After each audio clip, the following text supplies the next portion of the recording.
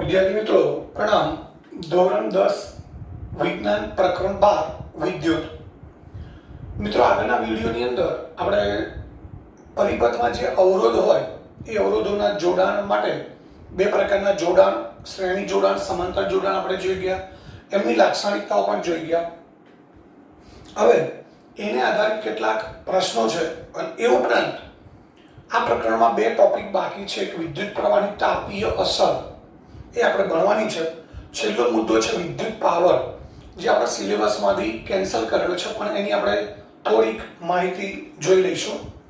તો શ્રેણી જોડાણ અને સમાંતર જોડાણનો લગતો એક પ્રશ્ન છે કે ઘર વપરાશના વિદ્યુત ઉપકરણોને પરિપથમાં શ્રેણીમાં શા માટે જોડવામાં આવતા નથી? મિત્રો, આપણા ઘરમાં પંખો છે, એસી છે, ટ્યુબલાઇટ છે કે એલઈડી લાઇટ છે કે જે કંઈ ઉપકરણો હોય છે, ઘરગથ્થુ જે રેફ્રિજરેટર છે, બધાનું જે જોડાણ છે એ સમાંતર જોડાણ હોય છે, શ્રેણી જોડાણ હોતું નથી. તેનું કારણ શું? એનું કારણ આપણે જોઈ ગયા. મુખ્ય કારણ એ છે કે શ્રેણીમાં અવરોધોને આપણા જે વિદ્યુત ઉપકરણો વાપરીએ છીએ એ ચોક્કસ પ્રકારના અવરોધ જ છે, એ પ્રકારના અવરોધ ગણી શકાય. તો આપણે શ્રેણી જોડાણમાં જોઈ ગયા હતા કે સમતુલ્ય અવરોધનું મૂલ્ય મોટામાં મોટા અવરોધ કરતાં પણ મોટું હોય અને અવરોધ વધારે એટલે વિદ્યુત પ્રવાહ ઓછો મળે. જ્યારે સમાંતર જોડાણમાં શું હતું કે બે કે તેથી વધુ અવરોધોને શ્રેણી સમાંતરમાં જોડેલા હોય તો સમતુલ્ય અવરોધ જે મળે એ સમતુલ્ય અવરોધનું મૂલ્ય નાનામાં નાના અવરોધ કરતાં પણ નાનું હોય. એટલે ઘરના ઉપકરણો સમાંતરમાં જોડેલા હોય એટલે બધા ઉપકરણોને કારણે જે સમતુલ્ય અવરોધ મળે એ બિલકુલ ઓછો મળે. એટલે એ વિદ્યુત ઉર્જાનો વ્યય બિલકુલ ઓછો થાય, વિદ્યુત પ્રવાહનો વ્યય ઓછો થાય. એટલે વીજળી જે છે, પાવર કન્ઝપ્શન પણ ઓછું થાય, આપણું વીજળી બિલ પણ ઓછું આવે. મુખ્ય કારણ આ છે. આપણે પહેલું કારણ જોઈએ કે શ્રેણી જોડાણમાં આપણે જોઈ ગયા હતા કે અવરોધો શ્રેણીમાં જોડેલા હોય તો દરેક અવરોધમાંથી વહેતો વિદ્યુત પ્રવાહ એક સરખો હોય. હવે ધારો કે આપણે વીજળીનો નાનો ગોળો છે અને ઇલેક્ટ્રિક હીટર જે આપણે પાણી ગરમ કરવા માટે વપરાય, એ બંનેને આપણે શ્રેણીમાં જોડીએ તો બંનેને વિદ્યુત પ્રવાહ એક સરખો મળશે. પરંતુ મિત્રો, બંને ઉપકરણ છે એનું પાવર રેટિંગ જુદું જુદું છે. એટલે બલ્બને પ્રકાશિત થવા માટે વિદ્યુત પ્રવાહ ઓછો જોઈએ અને હીટરને ગરમ થવા માટે વિદ્યુત પ્રવાહ ખૂબ મોટો જોઈએ. જ્યારે શ્રેણીમાં જોડવામાં આવે તો બંનેને વિદ્યુત પ્રવાહ કેવો મળશે? એક જ સરખો. તો બલ્બને જેટલો જોઈએ છે એટલો જ વિદ્યુત પ્રવાહ જો હીટરને મળે તો યોગ્ય રીતે ગરમ થશે નહીં. એટલે આપણે એની પાસે જે કામ લેવું છે, ગરમ કરી હીટર ગરમ થાય એટલે પાણી ગરમ થાય, તો એ કાર્ય બરાબર કરી શકશે નહીં. એટલે કે કાર્યક્ષમ રીતે કાર્ય કરી શકશે નહીં. એટલે એ સારી રીતે કામ કરે. જે ઉપકરણો કંઈ જોડ્યા છે, આપણે શ્રેણીમાં જે કંઈ ઉપકરણો જોડ્યા છે એ બધા જ સારી રીતે કામ કરે એ માટે દરેકને જેટલો જરૂરી છે એટલો વિદ્યુત પ્રવાહ મળવો જોઈએ, જે શ્રેણી જોડાણમાં મિત્રો શક્ય નથી. એટલા માટે એને શેમાં જોડવા જોઈએ? સમાંતરમાં. અને સમાંતરમાં આપણે જોઈ ગયા હતા કે ત્રણ અવરોધો સમાંતરમાં જોડેલા હોય તો દરેકને અવરોધ પ્રમાણે વિદ્યુત પ્રવાહ મળે છે. જેટલો એને જોઈએ છે એટલે વિદ્યુત પ્રવાહ મળે છે. એટલે પૂરતો પ્રવાહ મળે એટલે યોગ્ય રીતે કામ કરી શકે. એટલે પહેલું કારણ આ છે. બીજું છે કે જો શ્રેણી જોડાણ છે, આ રીતનું શ્રેણી જોડાણ હોય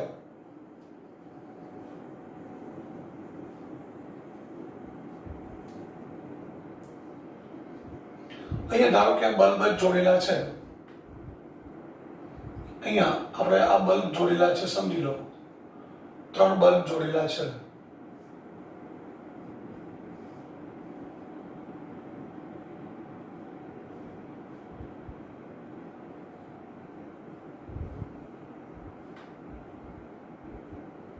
આ બલ્બ જોડેલા છે. હવે એમાંથી એક બલ્બ ઉડી ગયો એટલે કે એનો જે તાર વચ્ચે આવે ફિલામેન્ટ, એ ફિલામેન્ટ પીગળી ગયો. તો હવે શું થશે મિત્રો? અહીંથી તમે જોઈ શકો છો, અહીંથી આ બે છેડા વચ્ચેનું જોડાણ, આ સ્પ્રિંગ, બલ્બની અંદર એકદમ પાતળો તાર સ્પ્રિંગ આવે છે જેને બલ્બનું ફિલામેન્ટ કહેવાય, એ પીગળી ગયું. આ તો કાચ છે, કાચનું આવરણ છે, કાચ વિદ્યુતનું અવાહક છે. તો અહીંયા જે વાહક તાર છે તેથી આ બે છેડા વચ્ચેનું જોડાણ તૂટી ગયું, સંપર્ક તૂટી ગયો. તો અહીંથી આગળ વિદ્યુત પ્રવાહ જઈ શકશે નહીં. એટલે એક બલ્બ ઉડી જાય તો બાકીના બલ્બ બંધ થઈ જાય. એટલે એનો અર્થ એ થયો કે એક ઉપકરણમાં ભંગાણ પડે કે એક ઉપકરણ બંધ થઈ જાય તો બાકીના ઉપકરણોને પણ વિદ્યુત પ્રવાહ મળે નહીં, એટલે બધા ઉપકરણો બંધ થઈ જાય. ફોર એક્ઝામ્પલ, આપણે ઘરે લાઇટો છે, પંખા છે, એસી છે, કે જે કંઈ ઉપકરણ જોડેલા છે એમાંથી એક લાઇટ ઉડી જાય કે બંધ થઈ જાય તો બાકીના બધા ઉપકરણો બંધ થઈ જાય જો શ્રેણી જોડાણ હોય તો. પરંતુ એવું થતું નથી. એનું કારણ શું છે? સમાંતર જોડાણ. સમાંતર જોડાણમાં આપણે જોઈ ગયા હતા કે દરેકને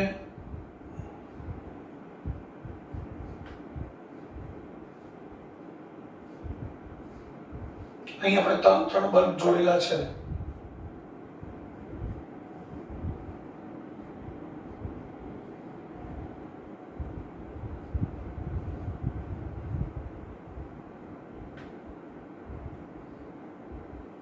ધારો કે આ બલ્બ ઉડી ગયો, એનો ફિલામેન્ટ તૂટી ગયો, તો તમે જોઈ શકો છો કે આ બંને પરિપથ તો જોડેલા જ છે, એટલે આ પરિપથ છે એ બંધ થઈ જશે, પરંતુ આ બંને પરિપથ ચાલુ રહેશે.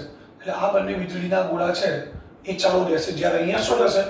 આગળ વિદ્યુત પ્રવાહ અટકી જાય છે, એટલે આ બંને બલ્બ પણ ઉડી નહીં જાય પણ બંધ થઈ જશે. જ્યારે અહીંયા એક બલ્બ ઉડી જાય એટલે કે નકામો થઈ જાય, તેમ છતાં બાકીના બે બલ્બ ચાલુ રહે છે.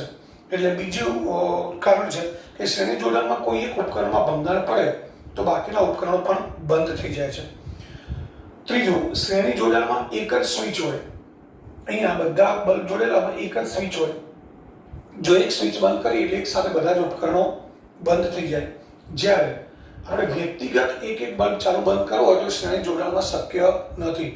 પરંતુ સમાંતર જોડાણમાં શું હોય?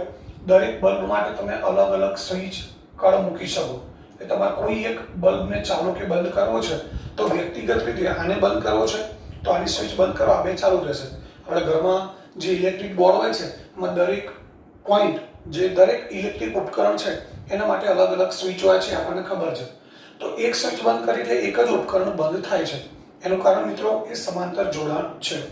અને છેલ્લે કે શ્રેણી જોડાણમાં દરેક ઉપકરણ છે એને આપણો પરિપથનો કુલ વોલ્ટેજ, આપણે ઘરે 220 વોલ્ટેજ આવે તો શ્રેણી જોડાણમાં જોડેલા હોય તો એ કુલ વોલ્ટેજ જે આવે છે મેઇન લાઈનનો એ દરેકમાં વહેંચાઈ જાય. એટલે દરેકને એક સરખો વોલ્ટેજ મળે નહીં. એક સરખો વોલ્ટેજ ના મળે એટલે પૂરો પ્રકાશ આપે નહીં. જ્યારે અહીંયા શું છે? 220 વોલ્ટ દરેકને મળશે. આ એ અને બી છેડા વચ્ચે જેટલા બલ્બ છે કે જેટલા ઉપકરણો છે એ દરેકને એક સમાન વોલ્ટેજ મળશે. એટલે 220 વોલ્ટેજ છે તો બધાને 220 વોલ્ટ મળશે, એટલે એ પૂરેપૂરો પ્રકાશ આપશે. એટલે કે ઉપકરણ છે એ ઉપકરણો છે એની અંદર અહીંયા વોલ્ટેજ વહેંચાઈ જાય છે, અને વહેંચાઈ જાય છે એટલે પૂરતો વોલ્ટેજ ન મળવાથી એ યોગ્ય રીતે કાર્ય કરી શકતો નથી. અહીંયા વોલ્ટેજ દરેકને એક સરખો મળે છે એટલે એ યોગ્ય રીતે કાર્ય કરી શકે છે.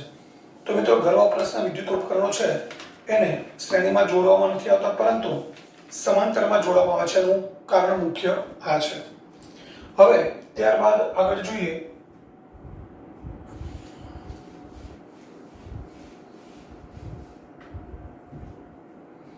વિદ્યુત પ્રવાહની તાપીય અસર.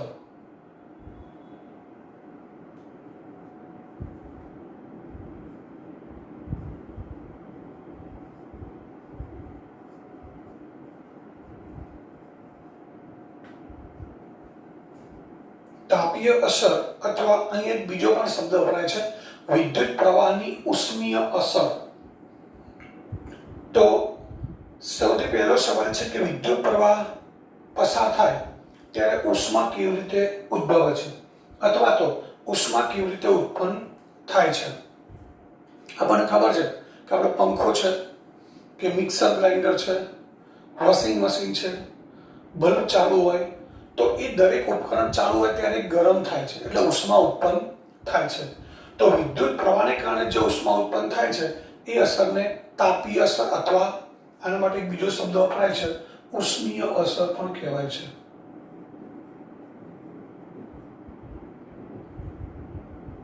હવે કેવી રીતે ઉત્પન્ન થાય છે વિદ્યુત પ્રવાહ પસાર થાય ત્યારે ઉષ્મા કેવી રીતે ઉત્પન્ન થાય છે એ સમજીએ.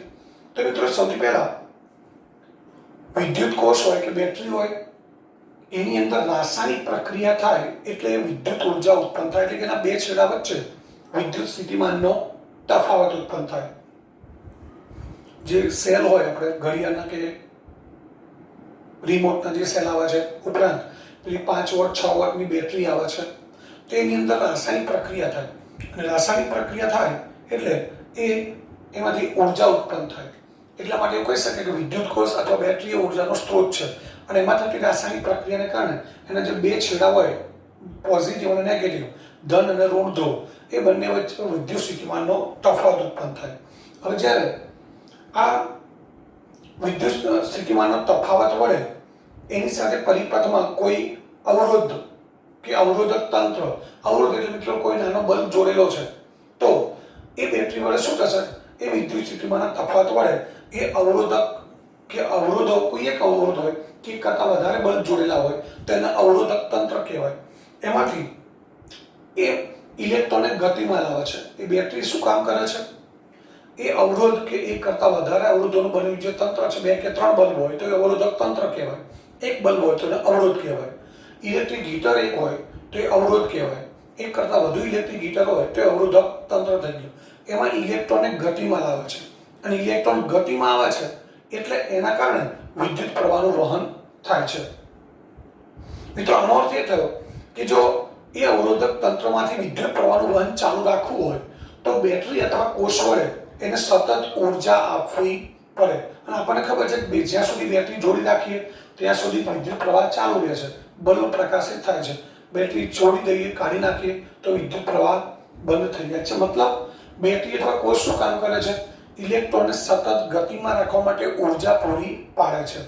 હવે એની મુદ્દો છે ખાસ અગત્યનો છે કે બેટરી વડે જે ઇલેક્ટ્રોનને ઉર્જા મળે છે એ ઉર્જાનો ખૂબ ઓછો ભાગ એમને ગતિમાં રાખવા માટે વપરાય છે. મિત્રો, ધ્યાનથી સમજો, બેટરી જે છે એમાંથી જે ઇલેક્ટ્રોનને ઉર્જા મળે છે એ ઉર્જાનો ખૂબ ઓછો ભાગ ઇલેક્ટ્રોનને ગતિમાં રાખવા માટે વપરાય છે, પરંતુ મોટા ભાગની ઉર્જા છે એનું ઉષ્મા ઉર્જામાં રૂપાંતર થાય છે. એટલે કે ઉષ્મા ઉર્જા સ્વરૂપે વ્યય પામે છે, જેના કારણે એ જે ઉપકરણ છે એ ઉપકરણ ગરમ થાય છે. અને ગરમ થાય છે એને આપણે વિદ્યુત પ્રવાહની તાપીય અથવા તો ઉષ્મીય અસર કહીએ છીએ. એટલે કે વિદ્યુત પ્રવાહને કારણે કેવી રીતે ગરમી ઉત્પન્ન થાય છે તમે સમજી ગયા છો. બે જ પોઈન્ટ યાદ રાખવાના છે કે બેટરી અથવા કોષ ઇલેક્ટ્રોનને ગતિમાં રાખવા માટે ઉર્જા પૂરી પાડે છે, પરંતુ એ ઉર્જાનો ખૂબ ઓછો ભાગ ઇલેક્ટ્રોનને ગતિમાં રાખવા માટે વપરાય છે. બાકીની મોટા ભાગની ઉર્જા છે એનો ઉપયોગ ક્યાં થાય છે, ઉષ્મા ઉર્જામાં રૂપાંતર કરવા માટે. એટલે વિદ્યુત ઉર્જાનું રૂપાંતર ઉષ્મા ઉર્જામાં થાય છે, જેના કારણે એ ઉપકરણ ગરમ થાય છે. હવે આગળનો પ્રશ્ન છે વિદ્યુત પ્રવાહની તાપીય અસર એટલે શું? તો મિત્રો, ઊંચો અવરોધ ધરાવતા જે વાહક તાર છે, વાહક તાર ના કહેવાય, તો અવરોધ ઊંચો છે એટલે એ લગભગ અવાહક ગણાય. પરંતુ તેમ છતાં આપણે નિક્રોમનો તાર, જે ઓહમના નિયમની વાત કરી હતી કે ઓહમનો નિયમની અંદર આપણે નિક્રોમનો તાર લીધો હતો જેનો અવરોધ વધારે છે, તો ઊંચા અવરોધ ધરાવતા વાહક તાર જેવા કે નિક્રોમ, એ નિક્રોમના તારમાંથી જ્યારે વિદ્યુત પ્રવાહ પસાર થાય છે ત્યારે એ પોતાનો એનો અવરોધ વધારે છે. અવરોધ વધારે છે એટલે ઉષ્મા વધુ ઉત્પન્ન થાય, એટલે ગરમી ઉત્પન્ન થાય છે, અને એના કારણે તાર ગરમ થાય છે.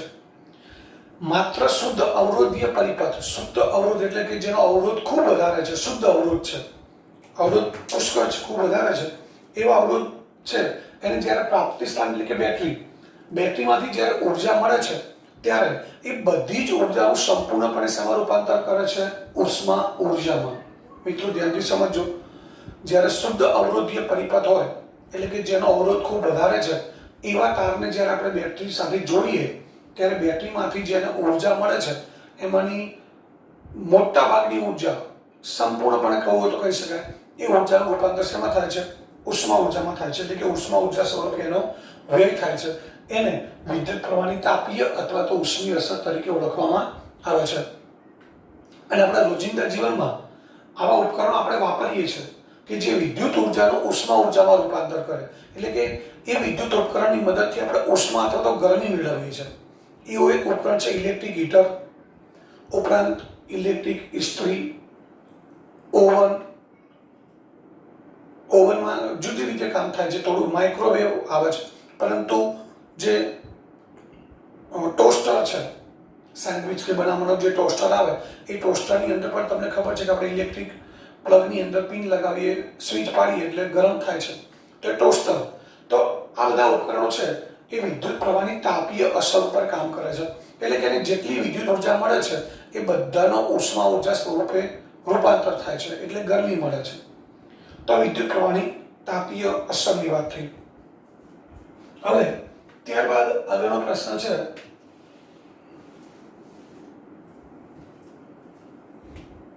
વિદ્યુત ઉર્જાની સમજૂતી આપી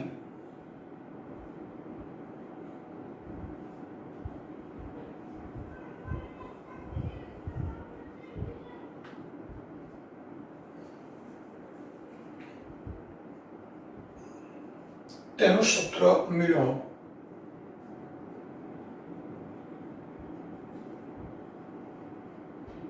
અને જુલ્લો તાપીય નિયમ મેળવો.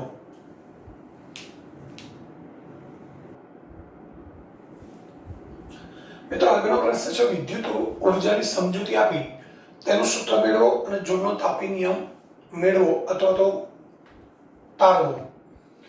હવે અહીંયા આપણી પાસે R મૂલ્યનો અવરોધ છે, એની સાથે વોલ્ટમીટર સમાંતરમાં જોડેલું છે. અવરોધ અને વોલ્ટમીટરનો એક છેડો એક બિંદુમાં જોડાયેલો છે, X બિંદુમાં. અવરોધ અને વોલ્ટમીટરના બીજા છેડા છે બિંદુ Y સાથે જોડાયેલા છે, એટલે આ બંને સમાંતર જોડાણમાં છે. V વોલ્ટની બેટરી છે. V વોલ્ટની બેટરીને કારણે વાહકમાંથી વહેતો વિદ્યુત પ્રવાહ અવરોધમાંથી વહેતો વિદ્યુત પ્રવાહ I છે. પરિપથમાં A મીટર પણ જોડેલું છે. તો હવે સૌથી પહેલા આપણે વાત કરીએ કે વિદ્યુત ઉર્જા સમજવા માટે આપણે કહી શકીએ કે અહીંયા વિદ્યુતનો તાર છે, આ તાર છે જેનો અવરોધ R છે, એ વાહકમાંથી વહેતા વિદ્યુત પ્રવાહને અવરોધે છે, એટલે કે એનો વિરોધ કરે છે. તો આપણે આ પરિપથમાંથી I જેટલો વિદ્યુત પ્રવાહ સતત ચાલુ રાખવો હોય તો એના માટે આપણે શું કરવું પડે મિત્રો?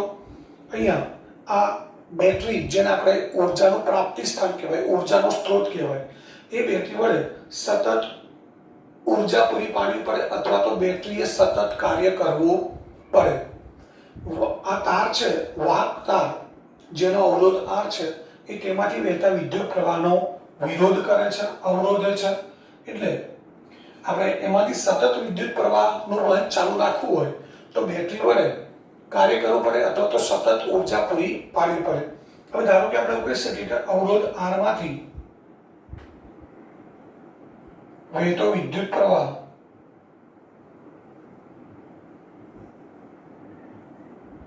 કેટલો છે મિત્રો? I. અને R ના બે છેડા વચ્ચે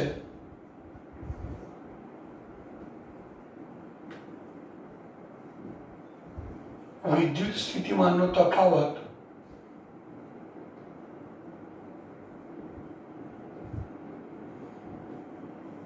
V વોલ્ટ છે. તો t સમયમાં અવરોધ R માંથી પસાર થતો વિદ્યુત ભાર Q જેટલો હોય તો t જેટલા સમયમાં અવરોધ R માંથી Q જેટલો વિદ્યુત ભાર પસાર થતો હોય તો એનો અર્થ આપણે એવું કહી શકીએ કે V વોલ્ટની બેટરી વડે એટલે અથવા તો V વિદ્યુત સ્થિતિમાનના તફાવત વડે Q જેટલા વિદ્યુત ભારને આપણે સતત ગતિમાં રાખવો છે. મિત્રો વિદ્યુત પ્રવાહ I ક્યારે મળશે? Q વિદ્યુત ભારને આપણે સતત ગતિમાં રાખીએ તો. અને એના માટે શું કરવું પડે? V વોલ્ટની બેટરીએ કાર્ય કરવું પડે. તો આપણે લખી શકીએ તો V વોલ્ટ વિદ્યુત સ્થિતિમાનના તફાવત વડે Q વિદ્યુત ભારને ગતિમાં રાખવા માટે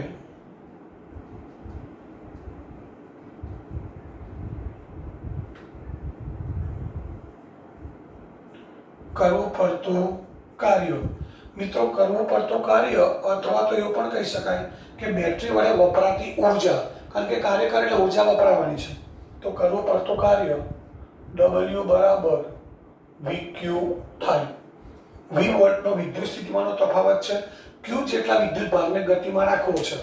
તો કેટલું કાર્ય કરવું પડશે અને W બરાબર VQ જેટલું કાર્ય કરવું પડે. પરંતુ મિત્રો, આપણે વિદ્યુત પ્રવાહની વ્યાખ્યા પરથી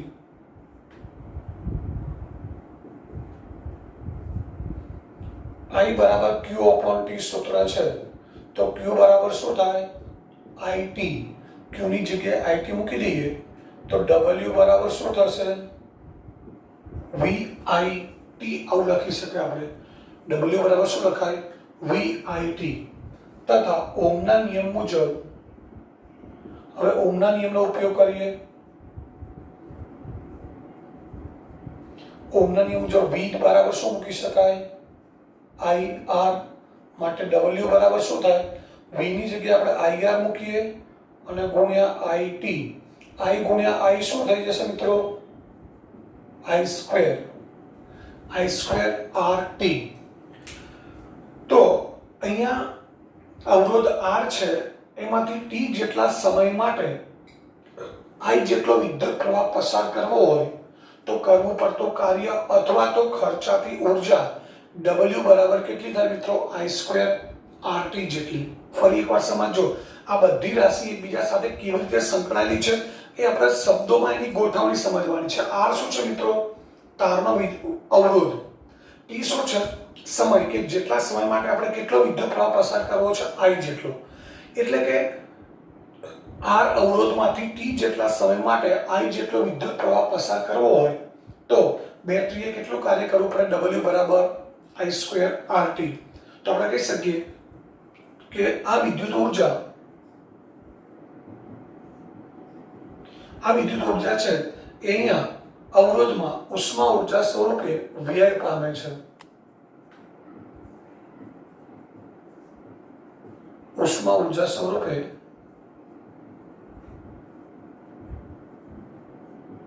એટલે આપણે આને જે વિદ્યુત ઉર્જા કહીએ છીએ, ખરેખર કઈ ઉર્જા છે? ઉષ્મા ઉર્જા છે. આ W બરાબર વિદ્યુત ઉર્જા આપણે કહી છે, એ ખરેખર શું છે? વિદ્યુત ઉર્જાને આપણે ઉષ્મા ઉર્જા કહી શકીએ. તો આનો અર્થ એ થયો કે I જેટલો અચળ પ્રવાહ T જેટલા સમય માટે R અવરોધમાંથી પસાર કરવો હોય તો એ વખતે જે ઉત્પન્ન થતી ઉષ્મા છે એ ઉષ્મા, આમ I જેટલો અચળ પ્રવાહ T સમય માટે પસાર કરવાથી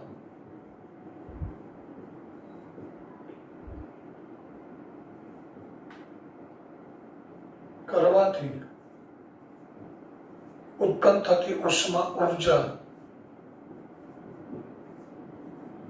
મિત્રો, આ એ જ છે. I જેટલો વિદ્યુત પ્રવાહ T સમય માટે આપણે પસાર કરવો છે તો એના માટે આટલી ઉર્જાની જરૂર પડે. એ ઉર્જા છે કઈ ઉર્જામાં વ્યય પામે છે? ઉષ્મા ઉર્જા. પરંતુ ઉષ્મા ઉર્જાને આપણે સંકેતમાં શેના વડે દર્શાવીએ છીએ? H વડે. H for heat energy. એટલે આ W ની જગ્યાએ આપણે શું લખી શકીએ? H બરાબર I સ્ક્વેર RT. તો ઉષ્મા ઉર્જા H હોય તો H બરાબર I સ્ક્વેર RT આવું લખી શકીએ. અને આ પરિણામ છે એને જૂલનો તાપીય નિયમ કહેવાય છે. આ જે પરિણામ મળ્યું છેલ્લું, H બરાબર I સ્ક્વેર RT, એને શું કહેવાય છે? જૂલનો તાપીય નિયમ. મિત્રો, આપણે ટૂંકા પ્રશ્નોમાં પૂછાતો હોય છે. જૂલનો તાપીય નિયમ લખો અને સમજાવો, એનો અર્થ સમજાવવાનો છે. તો આ પરિણામ છે જૂલનો તાપીય નિયમ કહેવાય છે. હવે વિદ્યુત ઉર્જા અને ઉષ્મા ઉર્જા બંને ઉર્જાના સ્વરૂપ છે. ઉર્જાનો એકમ છે જૂલ, અથવા બીજા પણ એકમ છે, નાનો એકમ છે વિદ્યુત ઉર્જાનો વોટ ઇન્ટુ સેકન્ડ. એકમો કયા કયા છે મિત્રો? Joule,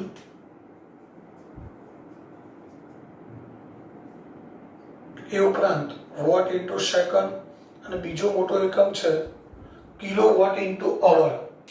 vote into second, kilowatt into hour, kilowatt hour. મિત્રો, આપણે જે ઘરની વીજળી વપરાય છે, આપણે 2 મહિને જે વીજળી બિલ આવે છે એમાં જે યુનિટ વપરાય છે એ કિલોવોટ અવર એટલે યુનિટ. 1 કિલોવોટ અવર એટલે 1 યુનિટ થાય. જે આપણે આ પ્રકરણના અંતમાં જોઈશું.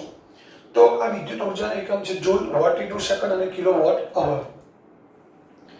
તો આ રીતે આ વિદ્યુત ઉર્જા છે W બરાબર I²RT એ ઉષ્મા ઉર્જા સ્વરૂપે વ્યય પામે છે. એટલે એને આપણે ઉષ્મા ઉર્જા H વડે દર્શાવી શકીએ. એટલે H બરાબર I²RT આ જૂલનો તાપીય નિયમ છે. હવે આગળ બીજો પ્રશ્ન છે, જૂલનો તાપીય નિયમ લખી અને સમજાવો. તો હવે એ પ્રશ્ન આપણે જોઈએ.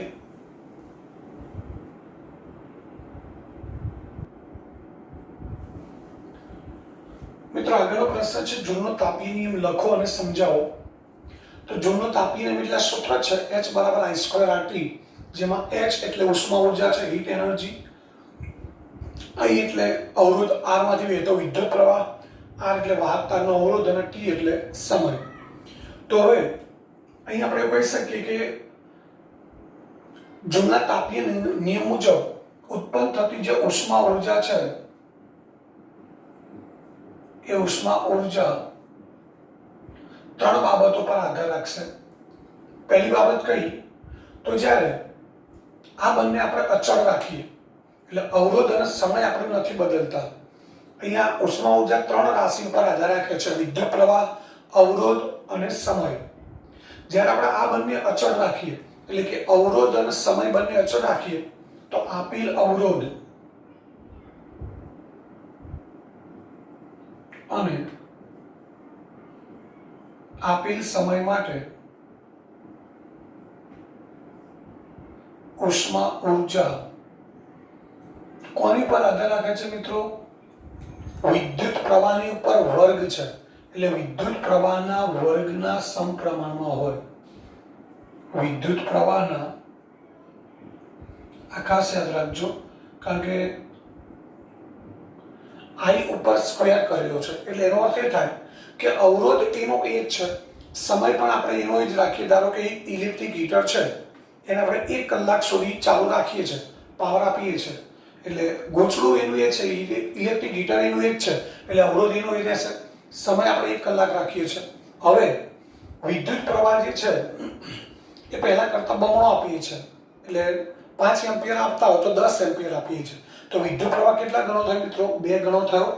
તો ઉષ્મા ઉર્જા વિદ્યુત પ્રવાહના વર્ગના સમપ્રમાણમાં હોય. એટલે વિદ્યુત પ્રવાહ તમે કેટલા ગણો કર્યો છે મિત્રો? 2 ગણો, ડબલ કર્યો. તો H બરાબર શું છે? I²RT. એટલે I વિદ્યુત પ્રવાહ જેટલા ગણો કર્યો છે એનો વર્ગ કરવાનો. એટલે ઉષ્મા ઉર્જા મિત્રો કેટલા ગણી થાય? 4 ગણી. તમે વિદ્યુત પ્રવાહ 5 ના બદલે 15 કરો તો વિદ્યુત પ્રવાહ કેટલા ગણો થયો? 3 ગણો. તો ઉષ્મા ઉર્જા કેટલા ગણી થશે? 3 નો વર્ગ એટલે 9 ગણી થશે. આનો અર્થ એવો થાય, એટલે આપણે એવું કહી શકીએ કે આપેલ અવરોધ અને આપેલ સમયગાળા માટે, એટલે અવરોધ અને સમય એનો એ રાખીએ તો ઉત્પન્ન થતી ઉષ્મા ઉર્જા છે એ વિદ્યુત પ્રવાહના વર્ગના સમપ્રમાણમાં હોય. હવે આ બંને અચળ રાખીએ તો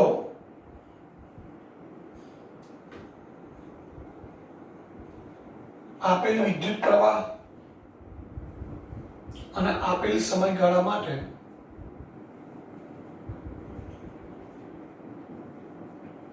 ઉત્પન્ન થતી ઉષ્મા ઉર્જા કોના સમપ્રમાણમાં હોય? અવરોધના સમપ્રમાણમાં હોય.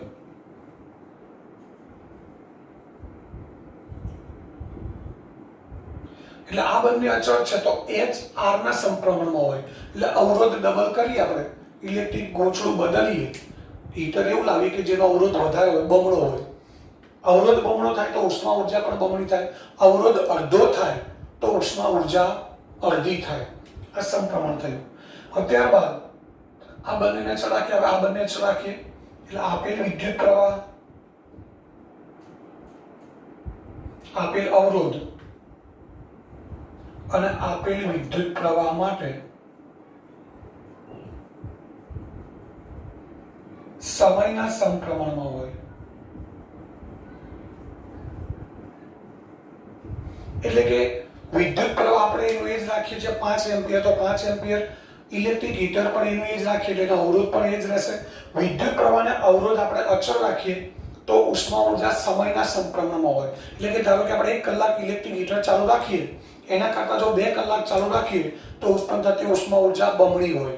3 કલાક ચાલુ રાખીએ તો ઉત્પન્ન થતી ઉષ્મા ઉર્જા 3 ગણી હોય. તો આ રીતે આ સૂત્રના આધારે આપણે કહી શકીએ કે જ્યારે કોઈ વાહકમાંથી વિદ્યુત પ્રવાહનું વહન થતું હોય ત્યારે ઉત્પન્ન થતી ઉષ્મા ઉર્જા છે 3 બાબતો પર આધાર રાખે છે. એક વાહકનો અવરોધ, બીજો વાહકમાંથી વહેતો વિદ્યુત પ્રવાહ અને ત્રીજું વિદ્યુત પ્રવાહ પસાર થતો હોય એ માટેનો સમયગાળો અથવા તો સમય. આ 3 બાબતો પર વિદ્યુત પ્રવાહ ઉત્પન્ન થતી ઉષ્મા આધાર રાખે છે. હવે ત્યારબાદ એક ટૂંકો 2 ગુણનો પ્રશ્ન પૂછાતો હોય છે કે શા માટે વિદ્યુત હીટરનું દોરડું એટલે મિત્રો ઇલેક્ટ્રિક હીટર એ તમારી સામે છે ને, આપણે જોયું છે કદાચ, આપણે જે બાથરૂમમાં લગાવેલું છે મોટું ટાંકીવાળું હીટરની વાત નથી કરતો. એમાં જેમાં એક તાર હોય અને નીચે એક હેન્ડલ પકડવાનું અને નીચે તાંબાનું કે પિત્તળનું ગૂંચળું હોય છે. એ ઇલેક્ટ્રિક હીટર એ તમારી સામે છે કે એમાં આપણે જેમ ઇસ્ત્રીનો વાયર હોય છે એવો વાયર હોય અને આગળ હેન્ડલ જેવો ભાગ હોય અને એની આગળ થોડું વાળેલું જે કોપરનું ગૂંચળું હોય છે. તો એ દોરડું એટલે તાર છે કે જે આપણે પ્લગમાં ભરાવીએ છીએ એ દોરડું, અને એની આગળનો ભાગ છે કે જે આપણે એ સાદું હીટર ગણાય મિત્રો, કે આપણે ક્યાંક બહાર જઈએ તો આપણે પાણી ગરમ કરવા માટે એને જોડે લઈ જઈ શકીએ કે ડોલમાં પાણી ભરેલું હોય એમાં મૂકી અને આપણે એ હીટરને મૂકી દેવાનું, સ્વિચ પાડીએ એટલે હીટર ગરમ થાય, એટલે પાણી પણ ગરમ થાય. પરંતુ એ ધ્યાન રાખવાનું કે હીટર ચાલુ હોય તો અંદર આપણે પાણી કેટલું ગરમ થયું ચેક કરવા માટે અંદર હાથ નખાય નહીં તો હાથ ત્યાં ચોંટી રહે, એટલે ધ્યાન રાખવાનું. તો એ ઇલેક્ટ્રિક હીટરની વાત છે કે એમાં વાયર છે દોરડું, એ ચળકતું નથી, મતલબ એ ગરમ થઈને ચમકતું નથી. જ્યારે એનો આગળનો ભાગ જે છે જે ગરમ થાય છે એને તાપીય ઘટક કહેવાય, કે જે ગરમ થાય છે એ ચળકે છે. એ આપણે કારણ સમજવું છે. તેનું કારણ એકદમ સિમ્પલ છે મિત્રો. તેનું કારણ એ છે કે વિદ્યુત હીટર છે એનો તાપીય ઘટક એટલે કે જે આગળનો ભાગ જે ગૂંચળા જેવો વાળેલો હોય છે એ તાપીય ઘટક ખૂબ જ ઊંચા અવરોધવાળી મિશ્ર ધાતુ એટલે કે નિકલ ક્રોમિયમ અને મેંગેનીઝની મિશ્ર ધાતુ છે નિક્રોમ, એમાંથી બનેલો હોય છે. આગળનો જે વિદ્યુત ઘટક છે આપણને લાગે કોપર જેવો, પિત્તળ જેવો, પરંતુ એ નિક્રોમમાંથી બનેલો છે જેનો અવરોધ ખૂબ વધારે હોય. અવરોધ ખૂબ વધારે હોય એટલે જ્યારે એમાંથી આપણે પ્લગમાં પિન ભરાવીને સ્વિચ ચાલુ કરીએ એટલે એ ગૂંચળામાંથી વિદ્યુત ઘટકમાંથી જ્યારે વિદ્યુત પ્રવાહ પસાર થાય એટલે અવરોધ ખૂબ વધારે છે એટલે વિદ્યુત પ્રવાહનો વ્યય વધારે થાય એટલે વધુ ઉષ્મા ઉત્પન્ન થાય. અહીં આપણી સામે છે જુઓ, અવરોધ વધારે હોય તો ઉષ્મા ઉર્જા વધુ ઉત્પન્ન થાય. એટલે અવરોધને કારણે જૂલના તાપીય નિયમ મુજબ અવરોધ ખૂબ વધારે છે એટલે ઉષ્મા ઉર્જા પણ વધુ ઉત્પન્ન થાય અને એના કારણે ખૂબ ગરમ થાય જેના લીધે એ ચળકે છે. પુષ્કળ ગરમ થાય એટલે એ ચળકે. જ્યારે દોરડું જે છે મિત્રો, મતલબ જે તાર છે, વાયર કે જે આપણે પ્લગ્સમાં ભરાવીએ છીએ એ છે એ નીચા ગલનબિંદુ ધરાવતી ધાતુ જેવી કે તાંબુ, એમાંથી એ જે ઉપર પ્લાસ્ટિકનું કોટિંગ હોય અંદર તાંબાનો તાર હોય, તો તાંબાનો તાર છે એનો અવરોધ મિત્રો ખૂબ ઓછો છે. એ અગાઉ પણ આપણે વાત કરી હતી. તો એ વિદ્યુત દોરડું છે એ ખૂબ જ નીચો ગલનબિંદુ ધરાવતી તાંબા જેવી ધાતુમાંથી બનેલું હોય એટલે એના કારણે એમાંથી જ્યારે વિદ્યુત પ્રવાહ પસાર થાય એટલે એનો અવરોધ ખૂબ ઓછો છે એટલે ઓછું ગરમ થાય એટલે ચળકતું નથી. બસ આ જ કારણ છે અવરોધ. મુખ્ય કારણ શું છે? અવરોધ. કે જે વિદ્યુત ઘટક છે આગળનો સ્પ્રિંગ જેવો ભાગ, ગૂંચળા જેવો ભાગ, એનો અવરોધ ખૂબ વધારે છે એટલે ખૂબ ગરમ થાય ને ચળકે. જ્યારે દોરડું છે એ નીચા ગલનબિંદુ ધરાવતી ધાતુ તાંબુ છે એનું બનેલું હોય, અવરોધ ઓછો હોય એટલે ઓછું ગરમ થાય એટલે ચળકતું નથી. હવે ત્યારબાદ અહીંયા 2 નાના દાખલા છે એ પણ આપણે જોડે જોઈ લઈએ.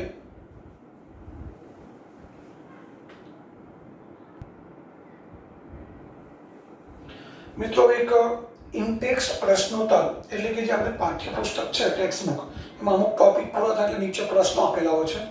એ પ્રશ્નમાં 2 દાખલા છે અને વિદ્યુત પ્રવાહની તાપીય અસર આ આપણા સિલેબસમાં છે એટલે આ દાખલા પૂછાઈ શકે એટલે બરાબર ધ્યાનથી સમજજો. રકમ છે 50 વોટના વિદ્યુત સ્થિતિમાનના તફાવત હેઠળ, એટલે કે આપણે બેટરી એવી જોડેલી છે કે જેના કારણે 2 છેડા વચ્ચે વિદ્યુત સ્થિતિમાનનો તફાવત છે 50 વોલ્ટ અને એ તફાવત હેઠળ 1 કલાકમાં T બરાબર 1 કલાક 96,000 કુલમ્બ વિદ્યુત ભારને એક સ્થાનથી બીજા સ્થાને ખસેડવામાં આવે છે. ધ્યાનથી સમજો, બેટરી વડે કેટલો વિદ્યુત સ્થિતિમાનનો તફાવત આપેલો છે? 50 વોલ્ટ. કેટલા સમય માટે? 1 કલાક માટે. કેટલો વિદ્યુત ભાર છે? 96,000 કુલમ. તો એ ખસેડવા માટે ખસેડતા ઉત્પન્ન થતી ઉષ્મા ઊર્જા શોધો. એટલે ઉષ્મા ઊર્જા એટલે H. મિત્રો H બરાબર આપણે સૂત્ર જોઈ ગયા, I² RT. આવું આપણે સૂત્ર જોઈ ગયા. હવે આપણી પાસે કઈ રાશિ છે? Q, V અને T છે. Q, V અને T છે. તો આપણે એવું સૂત્ર લાવીએ કે જેથી આ કિંમતોનો ઉપયોગ કરી અને આપણે H એટલે કે ઉત્પન્ન થતી ઉષ્મા ઊર્જા શોધી શકીએ. તો એના માટે આપણે V બરાબર IR, V બરાબર IR આવું આપણે ઓહમના નિયમની મદદથી કહી શકીએ. તો અહીંયા I² R છે, ત્યાં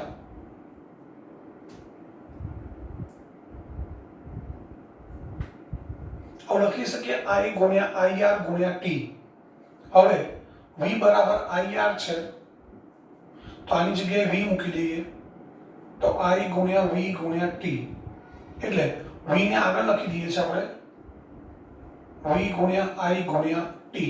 આવું આપણે લખી શકીએ. આપણી પાસે V છે, T છે, પણ I નથી. એના બદલે શું છે મિત્રો? Q છે. તો આપણે આવું લખી શકીએ V, Q છે અને T છે. તો આપણે વિદ્યુત પ્રવાહની વ્યાખ્યા પરથી Q બરાબર IT, વિદ્યુત પ્રવાહનું સૂત્ર શું છે? I બરાબર Q upon T. તો આની પરથી Q બરાબર શું લખી શકાય? IT. તો IT ની જગ્યાએ મૂકી દઈએ VQ. એટલે H બરાબર આપણને સૂત્ર મળી ગયું VQ. હવે આપણી પાસે V અને Q બંને કિંમતો છે એ અહીંયા મૂકી દઈએ.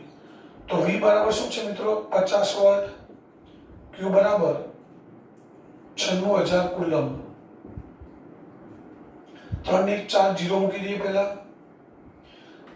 96 ગુણ્યા 5 કરીએ, 5 6 30, વધી 3, 9 5 45 ને 3 48. અને આનો એકમ છે વોલ્ટ અને આ કુલમ. એની જગ્યાએ આપણે જૂલ પણ લખી શકીએ. હવે કેટલી શૂન્ય છે મિત્રો? 5. એટલે 48 ગુણ્યા 10 ની 5 ઘાત જૂલ આવું લખી શકાય. તો ઉત્પન્ન થતી ઉષ્મા ઊર્જા કેટલી થઈ? 48 ગુણ્યા 10 ની 5 ઘાત. આને બીજી રીતે લખવું હોય તો લખી શકાય. અહીંયા દશાંશ ચિહ્ન નથી, દશાંશ ચિહ્ન મૂકી દઈએ એટલે અહીંયા એક ઘાત વધી જાય. એટલે જવાબ આવે 4.8 ગુણ્યા 10 ની 6 ઘાત જૂલ. એટલે કે ઉત્પન્ન થતી ઉષ્મા ઊર્જા કેટલી હશે? 4.8 ગુણ્યા 10 ની 6 ઘાત જૂલ જેટલી ઊર્જા ઉત્પન્ન થાય છે. હવે ત્યારબાદ આગળનો એક પ્રશ્ન છે, 20 ઓહ્મ અવરોધ ધરાવતી વિદ્યુત ઇસ્ત્રી. આપણે ઘરે જે ઇસ્ત્રી હોય છે એનો અવરોધ છે 20 ઓહ્મ.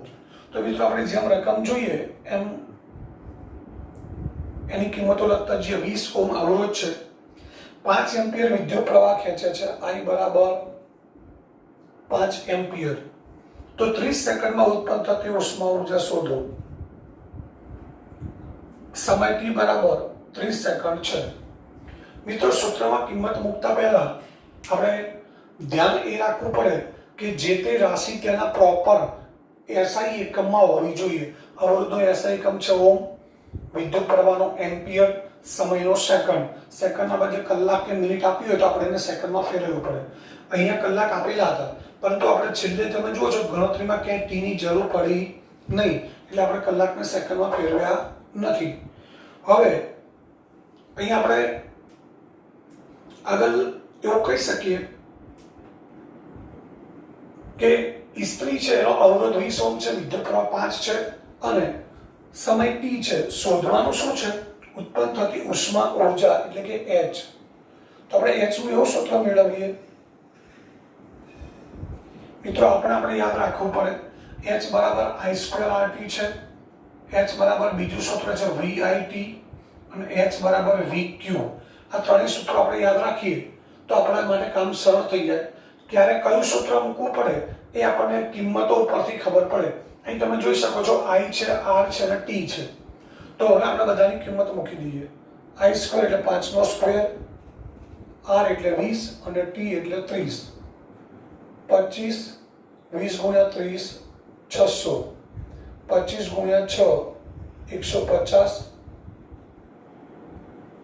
અને પાછળ 2 0 મૂકી દઈએ તો 1500 જૂલ ઉષ્મા ઉર્જા ઉત્પન્ન થઈ. સોરી, 15000. અને 15000 ને 15 કિલો જૂલ પણ કહી શકાય. 15000 એટલે 15 કિલો જૂલ. 1000 આવે એટલે આપણે કિલો શબ્દ વાપરી શકીએ. તો ઉત્પન્ન થતી ઉષ્મા ઉર્જા અહીંયા મિત્રો 15 કિલો જૂલ છે. તો આ રીતે આપણે સૂત્ર ખબર હોય તો અને દરેક રાશિ છે એના સંકેત ખબર હોવી જોઈએ તો આપણે આ રીતે દાખલો ગણી શકીએ. હવે ત્યારબાદ આગળનો ટૂંકો પ્રશ્ન છે કે રોજબરોજના જીવનમાં વિદ્યુત પ્રવાહની તાપીય અસરના ઉપયોગો જણાવો. આપણા રોજિંદા જીવનમાં વિદ્યુત પ્રવાહની તાપીય અસરનો આપણે ક્યાં ક્યાં ઉપયોગ કરીએ છીએ એ જોઈએ.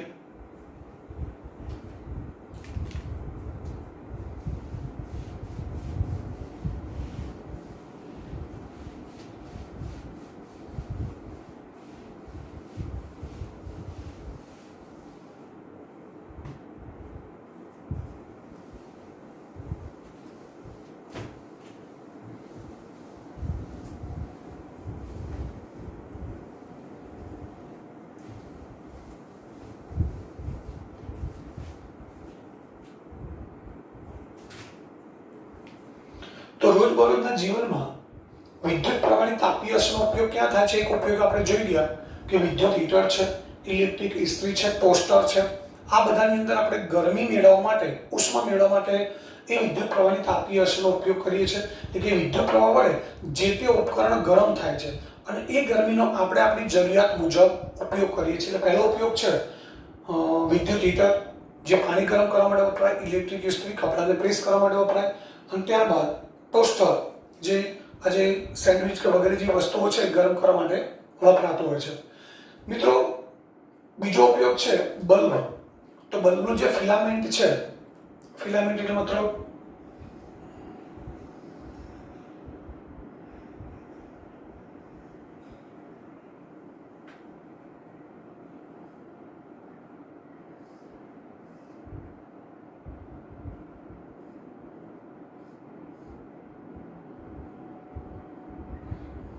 આ જે સ્પ્રિંગ હોય છે એને ફિલામેન્ટ કહેવાય. તો એ આપણે જોઈએ છે બલ્બ કેવી રીતે કાર્ય કરે છે. તો ફિલામેન્ટ છે, અહીં વિદ્યુત પ્રવાહ આપીએ એટલે ફિલામેન્ટ ગરમ થાય અને એ પણ નિક્રોમ નામની મિશ્ર ધાતુમાંથી બનેલો છે. એટલે એનો અવરોધ ખૂબ વધારે છે એટલે પુષ્કળ ગરમ થાય. ગરમ થાય એટલે એ ખૂબ જ ગરમથી ચળકે છે એટલે એ પ્રકાશનું ઉત્સર્જન કરે. તો ત્યાં પણ આ વિદ્યુત પ્રવાહની તાપીય અસરનો ઉપયોગ થાય છે. બલ્બ છે, એ બલ્બ જે સાદા ગોળા આવે એની વાત કરું છું. અત્યારે તો આપણે એલઈડી લાઇટો આવી ગઈ છે અને એનું પાવર કન્ઝમ્પશન પણ આનું એલઈડી લાઇટનું ખૂબ ઓછું હોય, ટ્યુબ લાઇટનું ઓછું હોય. જ્યાં આનું પાવર કન્ઝમ્પશન ખૂબ વધારે હોય કારણ કે તારનો અવરોધ વધારે છે એટલે વિદ્યુત પ્રવાહનો વ્યય ખૂબ વધારે થાય એટલે આ બહુ મોંઘું પડે. એટલે હવે એનો ઉપયોગ બિલકુલ ઓછો થઈ ગયો છે. પરંતુ આ બલ્બ છે, વિદ્યુત બલ્બ, એની અંદર જે ફિલામેન્ટ છે એ ઊંચા અવરોધવાળો હોય છે એટલે એને ઊંચા તાપમાને ગરમ કરી અને પ્રકાશ મેળવવા માટેનો ઉપયોગ થાય છે. અને ત્યારબાદ ત્રીજો ઉપયોગ છે ફ્યુઝ. આપણે જે ઘરને બહારથી જે પાવર આવતો હોય, ટોરેન્ટ પાવર, એમાં ઘરની બહાર આપણું એક મીટર લગાવેલું હોય છે. હવે જો કે મિત્રો આ ફ્યુઝ નીકળી ગયા છે, ફ્યુઝની બદલે એમસીબી સ્વિચો આવે છે. તમને કદાચ ખબર હશે કે અલગ અલગ સ્વિચો આપણા ઘરના અલગ અલગ, આપણું ઘરનું જે વિદ્યુત જોડાણ છે એને કેટલા ભાગમાં વહેંચેલું હોય.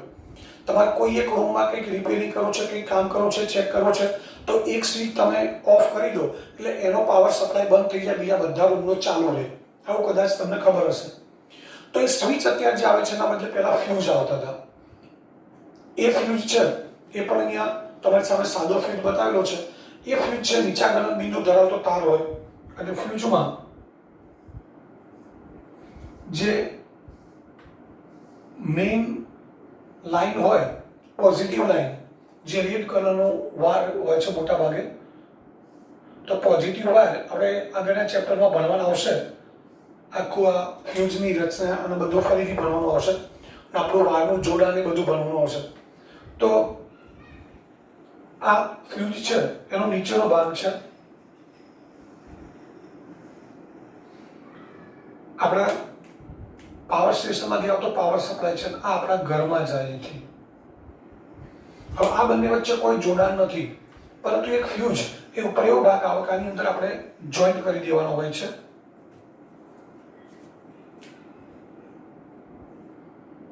આ રીતે બે પ્લેટો હોય છે. ફ્યુઝ છે એની ઉપર આપણે ફિટ કરવાનું હોય. ફ્યુઝ છે એની ઉપર એક કોપરની પટ્ટી હોય, નીચે પણ કોપરની પટ્ટી હોય, અને એની વચ્ચે આપણે તાર જોડવાનો હોય છે.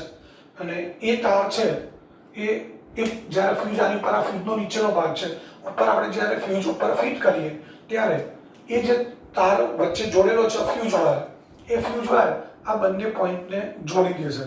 એટલે બહારથી આવતો પાવર સપ્લાય છે એ અને આપણા ઘરમાં જતો પાવર, એ બંનેનો પરિપથ જોઈન્ટ થઈ ગયો, એટલે એ વિદ્યુત પ્રવાહીથી આપણા ઘરની અંદર જશે. હવે આ જે ઉપરનો ભાગ જોઈન્ટ કરીએ ત્યારે જ આ બંને પોઈન્ટ જોડાશે.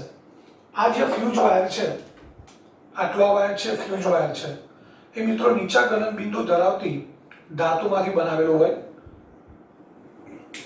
શુદ્ધ ટીન અથવા ટીન અને લેડ એટલે શીશો, એની મિશ્ર ધાતુ હોય. તાંબાનો તાર હોય, એલ્યુમિનિયમનો હોય. મોટાભાગે શુદ્ધ ટીન અથવા ટીન અને લેડની મિશ્ર ધાતુનો બનેલો હોય છે. એ નીચા ગલન બિંદુ ધરાવતો હોય. હવે ઘણીવાર એવું બને કે બહારથી આવતો પાવર કોઈ કારણસર ક્યાંક ફોલ્ટ થયો અને બહારથી આવતો પાવર વધી ગયો, તો વધુ પાવર આવે એટલે વિદ્યુત પ્રવાહ વધુ આવે એટલે તાર વધુ ગરમ થાય.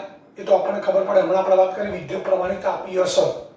તો એ વધુ વિદ્યુત પ્રવાહ મળશે તો તાર વધુ ગરમ થશે. વધુ ગરમ થાય એટલે તાર પીગળી જાય. તાર પીગળી જાય એટલે આ વિદ્યુત જોડાણ, વિદ્યુત પરિપથ ખુલ્લો થઈ ગયો. એટલે ફ્યુઝ સુધી પાવર આવે છે, પરંતુ ફ્યુઝમાંથી આપણે ઘરની અંદર એ પાવર જઈ શકતો નથી. અને એટલા માટે આપણા ઘરના જે કંઈ ઉપકરણો ચાલુ હોય એ બધા બંધ થઈ જાય, પણ કોઈને નુકસાન થતું નથી. મિત્રો, જો ફ્યુઝ જાડો હોય, આ ફ્યુઝ હોય, અથવા તો ઊંચા ગલન બિંદુ ધરાવતો હોય, તો વધુ વિદ્યુત પ્રવાહ આવે અને ફ્યુઝ વાયર પીગળે નહીં. તે વધારે વિદ્યુત પ્રવાહ, વધારે વોલ્ટેજ વાળો વિદ્યુત પ્રવાહ આપણા ઘરના બધા ઉપકરણો સુધી પહોંચે, અને જે ઉપકરણો ચાલુ હોય બધાનું વાયરિંગ બળી જાય. ટીવી ચાલુ હોય, એલઈડી ચાલુ હોય, તેમાં તો આખી સર્કિટ બળી જાય, ધુમાડા નીકળવા લાગે. પંખો ચાલુ તો પંખાનું જે અંદર વાયરિંગ આવે એ બળી જાય. બલ્બ ચાલુ તો બલ્બ ઉડી જાય. લાઇટ ચાલુ તો લાઇટ ઉડી જાય. આવું ઘણું બધું નુકસાન થઈ શકે. એવું ના થાય એટલા માટે આ ફ્યુઝ વાયર છે એ નીચા ગલન બિંદુ ધરાવતી ધાતુમાંથી બનાવેલો હોય. અને આપણે જે પાવર મેઇન સપ્લાય આવતો હોય એની સાથે શ્રેણીમાં આ રીતે જોડવામાં આવે છે. એટલે આ ત્રીજો રોજિંદા જીવનનો ઉપયોગ થયો. હવે ત્યારબાદ આગળનો એક અગત્યનો પ્રશ્ન છે કે વિદ્યુત બલ્બ વડે, આ જે વિદ્યુત બલ્બ દોરેલો છે એ વિદ્યુત બલ્બ વડે પ્રકાશ કેવી રીતે ઉત્પન્ન થાય છે?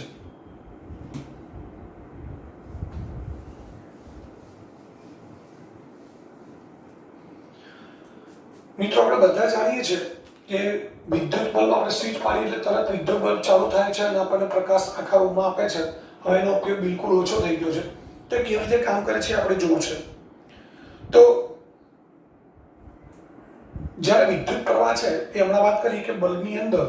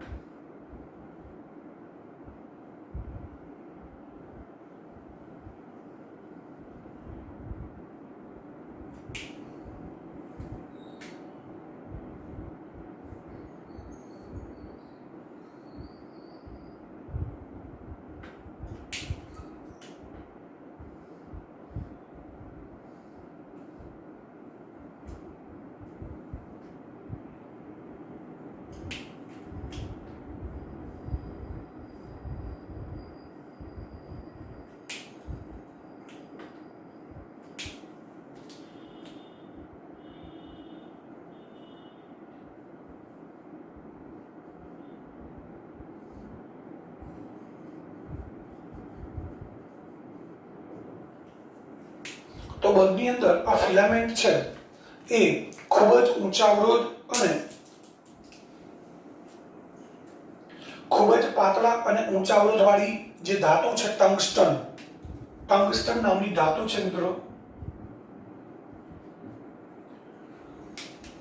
એ એમાંથી બનેલો હોય છે અને એનો અવરોધ ખૂબ વધારે છે. એટલે જ્યારે વિદ્યુત પ્રવાહ આમાંથી પસાર થાય ત્યારે ખૂબ જ ગરમ થાય છે અને ગરમ થાય એટલે એ પ્રકાશિત થાય છે અને એ પ્રકાશનું ઉત્સર્જન કરે એટલે આખા રૂમમાં પ્રકાશ ફેલાય છે. હવે ટંગસ્ટનમાંથી જ આ ફિલામેન્ટ બનાવવાનું કારણ છે પહેલું કે એ ધાતુનો ઉપયોગ થાય છે એનું કારણ એનું ગલનબિંદુ ખૂબ ઊંચું છે, 3380 સેલ્સિયસ એનું ગલનબિંદુ છે. એટલે આટલો ઊંચો તાપમાને એ પીગળે એટલે એનું ગલનબિંદુ ખૂબ ઊંચું છે અને આટલા ગલનબિંદુને કારણે એ સતત ગરમ થઈ ઉષ્મા જાળવી રાખી અને પીગળી જતો નથી. આ ટંગસ્ટન છે એનો ફિલામેન્ટ છે એ પીગળ્યા વગર સતત ઉષ્મા જાળવી રાખે છે અને સતત ઉષ્મા જળવાય એટલે ખૂબ જ પુષ્કળ ગરમ થાય અને પુષ્કળ ગરમ થાય એટલે બધી દિશામાં પ્રકાશ ઉત્સર્જિત કરે, પ્રકાશનું ઉત્સર્જન કરે, જેના લીધે આખા રૂમમાં આસપાસના વિસ્તારમાં પ્રકાશ ફેલાય છે. હવે આનું ફિલામેન્ટ વાપરવાના બીજા બે કારણ એ છે કે ટંગસ્ટનનું ગલનબિંદુ આટલું ઊંચું હોવા છતાં પણ એ લચીલાપણું ધરાવે છે, એટલે કે થોડુંક નરમપણું ધરાવે છે. એને સરળતાથી વાળવું તો વાળી શકાય. અને ઉપરાંત બીજો એનો ગુણધર્મ છે આટલા ઊંચા તાપમાને પણ એ ગરમ રહીને બળી જતો નથી, એટલે કે એ સળગી જતો નથી. અને એનું કારણ છે કે એનું બાષ્પીભવનનો દર ખૂબ નીચો છે, કારણ કે ગલનબિંદુ આટલું ઊંચું છે. આટલું ઊંચું તાપમાન તો અહીંયા આવવાનું નથી અને કદાચ એટલું તાપમાન થઈ જાય તો પણ એ બાષ્પીભવનનો દર ખૂબ નીચો છે. એટલે મિત્રો ટંગસ્ટનનો ફિલામેન્ટ બનાવવાના મુખ્ય 3 કારણો છે. પહેલું કારણ એ કે એનું ગલનબિંદુ ખૂબ ઊંચું છે અને ગલનબિંદુ ખૂબ ઊંચું હોવાને કારણે એ સતત પીગળ્યા વગર ઊંચા તાપમાને ગરમ રહી ગરમી જાળવી અને એ ખૂબ જ ગરમ થાય છે અને એ પ્રકાશનું ઉત્સર્જન કરે છે. બીજું કારણ છે એનું લચીલાપણું અને ત્રીજું કારણ છે એ ઊંચા તાપમાને પણ એનો બાષ્પીભવનનો દર ખૂબ નીચો છે. એટલા માટે ટંગસ્ટન નામની ધાતુનો ઉપયોગ થાય છે.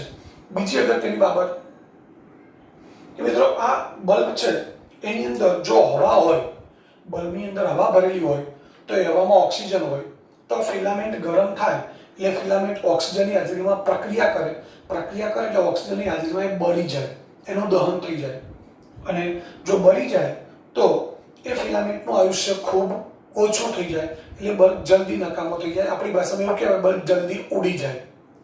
પરંતુ આની અંદર આર્ગોન અથવા નિયોન જેવા નિષ્ક્રિય વાયુ ભરેલા હોય છે. આર્ગોન અથવા નિયોન જેવા નિષ્ક્રિય વાયુ ભરેલા હોય છે અને આ વાયુને કારણે એ ફિલામેન્ટ આ વાયુ સાથે કોઈ પ્રક્રિયા કરતો નથી, એટલે ગરમ થતો હોવા છતાં કોઈ પ્રક્રિયા કરતો નથી, એટલે એનું આયુષ્ય ખૂબ લાંબુ હોય છે. એટલે બીજું કારણ મિત્રો વધારે આયુષ્યનું કારણ એક જ કે જો હવા હોય તો હવામાં રહેલા ઓક્સિજન સાથે એ પ્રક્રિયા કરી અને એ બળી જાય, એનું દહન થઈ જાય એટલે આયુષ્ય એનું એકદમ ઘટી જાય. પરંતુ આર્ગોન કે નિયોન જેવા વાયુ ભરેલા હોય તેની સાથે એ ફિલામેન્ટ છે એ ગરમ થવા છતાં કોઈ પ્રક્રિયા કરતો નથી એટલે એનું આયુષ્ય વધી જાય છે. અને મિત્રો આ જ કારણ છે કે બલ્બની અંદર જે આપણે વિદ્યુત ઉર્જા આપીએ છીએ એ મોટાભાગની વિદ્યુત ઉર્જાનું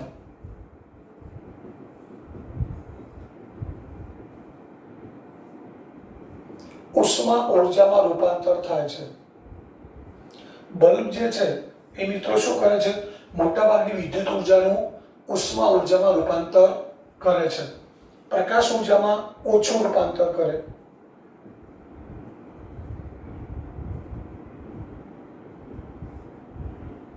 અને પુષ્કળ ઉષ્મા ઉર્જા ઉત્પન્ન થાય છે અને એ ઉષ્માને કારણે એ પ્રકાશનું ઉત્સર્જન કરે છે. બાકી સીધું વિદ્યુત ઉર્જાનું પ્રકાશ ઉર્જામાં રૂપાંતર બહુ ઓછો થાય છે. અને મિત્રો એટલા માટે જ આ ફિલામેન્ટ વાળા બલ્બ ઓછા કાર્યક્ષમ ગણાય, કારણ કે પાવર ખૂબ લે છે, વિદ્યુત પ્રવાહ ખૂબ વાપરે અને એની સામે પ્રકાશ ઓછો આપે. જ્યારે ટ્યુબલાઇટ છે એ ટ્યુબલાઇટની અંદર આવો ફિલામેન્ટ હોતો નથી એટલે એ વધારે એનો અવરોધ હોતો નથી અને ફિલામેન્ટનો ઉપયોગ ન થતો હોવાથી એ ઓછી વીજળીમાં વધારે પ્રકાશ આપે છે. એટલે એવું કહી શકાય કે બલ્બ કરતાં ટ્યુબલાઇટ છે એ વધારે પાવર કાર્યક્ષમ કહેવાય કે બંનેને એક સરખો પાવર આપવા છતાં બલ્બ ઓછો કાર્યક્ષમ ગણાય. એટલે બલ્બનો પ્રકાશ એકદમ પીળાશ પડતો હોય, ઓછો હોય, એટલો જ પાવર ટ્યુબલાઇટને આપવામાં આવે તો પ્રકાશ એકદમ સફેદ આપે છે અને પ્રકાશ પણ વધારે આપે છે, એટલે વધારે કાર્યક્ષમ ગણવામાં આવે છે. તો મિત્રો આ થઈ બલ્બની વાત કે વિદ્યુત બલ્બ કેવી રીતે પ્રકાશ ઉત્પન્ન કરે છે એ આપણે આ રીતે સમજી શકીએ. હવે ત્યારબાદ એક છેલ્લો નાનો પ્રશ્ન છે વિદ્યુત ફ્યુઝ. જે હમણાં આપણે વાત કરી વિદ્યુત ફ્યુઝ વિશે ટૂંક નોંધ લખો. તો વિદ્યુત ફ્યુઝ એ મિત્રો એક એવું ઉપકરણ છે કે જે વિદ્યુત ઉપકરણ અને મુખ્ય વોલ્ટેજ લાઇન એટલે મેઇન સપ્લાય સાથે પરિપથમાં શ્રેણીમાં જોડવામાં આવે છે.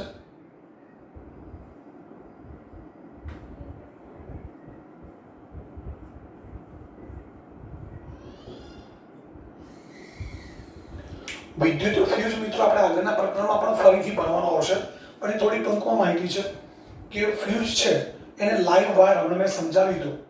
એ જે ફ્યુઝ છે એને લાઈવ વાયર સાથે આ ફ્યુઝનો નીચેનો ભાગ છે, આની અંદર આ રીતે ધાતુના બે સંપર્ક હોય. અહીંયાથી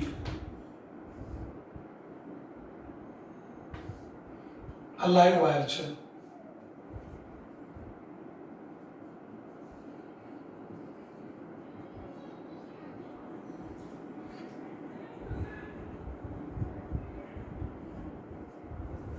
આ ફ્યુઝનો નીચેનો ભાગ છે કે જે બોર્ડ ઉપર એ વિદ્યુત બોર્ડ ઉપર લગાવેલો હોય અને ઉપરનો જે ભાગ છે એ ફિટ કરવાનો ભાગ અલગ હોય. એની અંદર એમાં રચના આ રીતની હોય છે.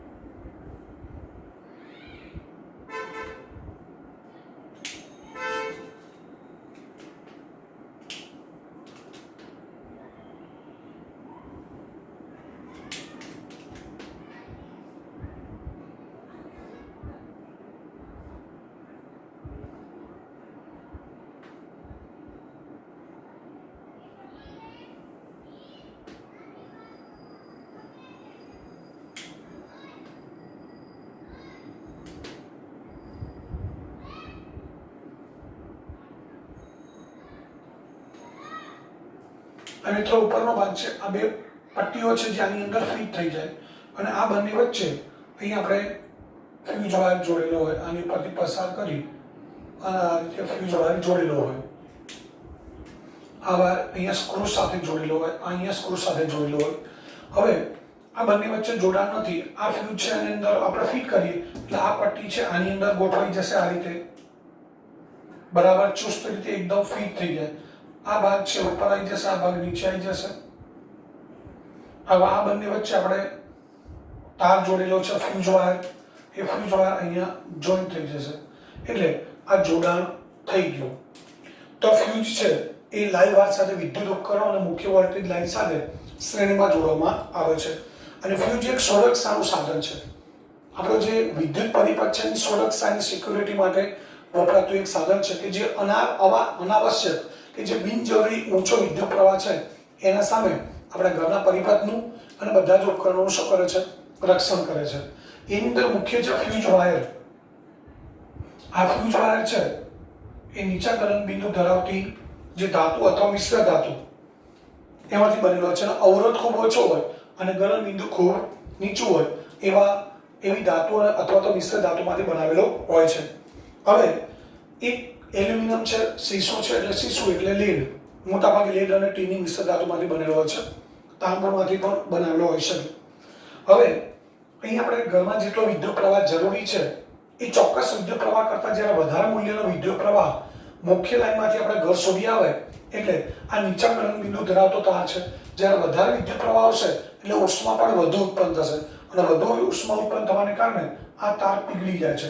તાર પીગળી જાય એટલે મુખ્ય લાઇન અને આપણા ઘરના વિદ્યુત ઉપકરણો વચ્ચેનું જોડાણ તૂટી જાય એટલે વિદ્યુત પ્રવાહ છે એ આપણા ઘરના ઉપકરણો સુધી જઈ શકતો નથી અને વિદ્યુત ઉપકરણોને થતું બિનજરૂરી નુકસાન અટકાવી શકાય છે. એટલે આ એક આપણા વિદ્યુત ઉપકરણોના રક્ષણ માટેનું એક સાધન છે.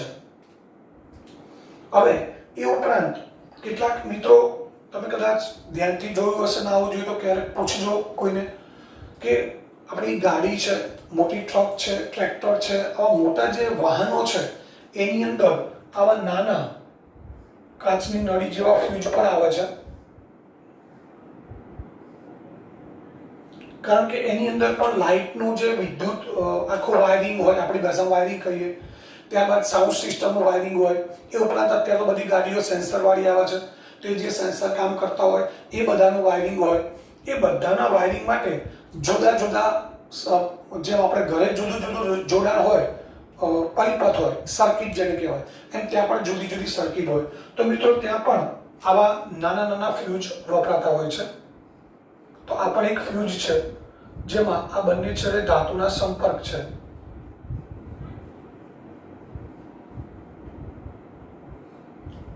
એ ફ્યુઝ પણ અહીંયા તમારી સામે છે. તો આ ફ્યુઝ અહીંયા વચ્ચે ફ્યુઝ વાળો હોય. તો આવા જે વાહનો છે કે ઇલેક્ટ્રોનિક ઉપકરણ છે, ટીવી છે, એલસીડી છે, એની અંદર પણ નાના આવા ફ્યુઝનો ઉપયોગ થતો હોય છે. તો એ આ નાના ફ્યુઝ ક્યાં ઉપયોગ વપરાતા હોય છે? તો એ વચ્ચે ફ્યુઝ વાયર છે. હવે આ ફ્યુઝનો વાયર છે એ તાંબાનો તારમાંથી બનેલો હોય કે જેના છેડે પોર્સેલિનના છેડાવાળા તાંબાનો તારનો ઉપયોગ થતો હોય છે. અને ઘર વપરાશમાં વપરાતા જે ફ્યુઝ છે 1 એમ્પિયર, 2 એમ્પિયર, 3, 4, 5 એમ્પિયર, આપણે જેવા ઉપકરણો વાપરતા હોય એ પ્રમાણે જુદી જુદી કાર્યક્ષમતાવાળા જે પાવર રેટિંગવાળા આ ફ્યુઝ વાયરનો ઉપયોગ થતો હોય છે. સામાન્ય રીતે આપણે વાત કરીએ તો આપણે જે વિદ્યુત ઇસ્ત્રી છે એ આપણો ઘરનો જે વોલ્ટેજ છે, ઘરે જે પાવર આવે છે 220 વોલ્ટ હોય. અને ઇલેક્ટ્રિક ઇસ્ત્રી છે એ એમાંથી 1 કિલોવોટ વિદ્યુત પ્રવાહ વહેતો હોય. તો P બરાબર 1 કિલોવોટ એટલે 1000 વોટ થાય. P બરાબર શું થાય? 1000 વોટ. તો વિદ્યુત પ્રવાહ I બરાબર P/V. તો 1000/220 એટલે 4.5 અથવા 4.54 લખીએ તો ચાલે. 4.54 એમ્પિયર વિદ્યુત પ્રવાહ એમાંથી પસાર થાય. તો મિત્રો એની સાથે આપણે જે ફ્યુઝ જોડવાનો હોય એ કેટલા એમ્પિયરનો હોય? 5 એમ્પિયર. તો આ રીતે વિદ્યુત ઉપકરણ કેટલો પાવર કન્ઝપ્શન કરે છે, કેટલો વિદ્યુત પ્રવાહ ખેંચે છે, એના આધારે આપણે જુદા જુદા પાવર રેટિંગવાળા ફ્યુઝનો ઉપયોગ કરવો પડે. તો અહીંયા આ ફ્યુઝની વાત મિત્રો પૂરી થઈ. હવે ત્યારબાદ છેલ્લો ટોપિક છે વિદ્યુત પાવર. પરંતુ એ આપણા અભ્યાસક્રમમાં નથી, પરંતુ તેમ છતાં એની પછીના વિડીયોમાં થોડી ચર્ચા કરી લઈશું.